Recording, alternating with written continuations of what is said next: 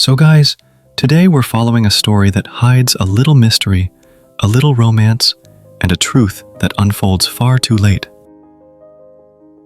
It's about the girl across the hallway, the moments we miss, and the silence that sometimes says everything. Stay with me till the end. He still lives in the same apartment, room 407. Across from him, room 408 is locked now. But once, it held someone he never had the courage to speak to. He watches that door sometimes, like it might open again. She was his neighbor for 4 years. And somehow, she lived in his heart longer than anyone else ever did. She moved in on a rainy Thursday. A red scarf, damp hair, and eyes that looked like they'd read too many poems. He offered help. She smiled, said no, but her eyes lingered. Their first word was a smile. Their first moment was silence. He didn't even ask her name that day. They crossed paths almost daily. Coffee mug in hand, grocery bags, mailbox.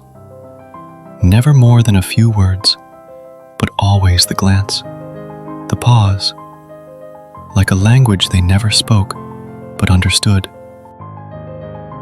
He wrote about her in a notebook, never shared. She played piano sometimes. He sat quietly, listening through the wall. He fell in love like that. One day, a letter appeared under his door. No name, just a line. You make the silence feel less lonely. He stared at the note for hours. Was it her? He wanted to knock, to ask, but he didn't. Next morning, her door was open. The apartment was empty. Landlord said she moved out overnight. No forwarding address, no explanation. He stood in her empty apartment, surrounded by silence, and on the piano, a second letter, maybe in another life. Years passed, but he never stopped wondering. Then one evening, a new tenant moved into room 408, a young woman. And with her, a box labeled Lena's letters. He asked. The woman said, "That was my aunt's. She used to live here years ago.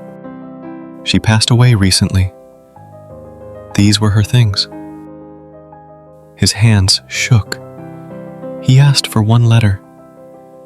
She agreed. The letter was dated 3 years ago. It was never sent, but it was addressed to him. "I never knocked, but I wanted to. Every day. You were the quiet I needed. Maybe I was the music you waited for. I hope you kept the silence warm. I always imagined growing old across that hallway, but life doesn't wait for shy hearts." He cried for the first time in years. He plays piano now. Not well, but enough. Every night at 7 p.m., he plays for her. He still lives in room 407, and room 408 has a new story now. But some loves echo through walls.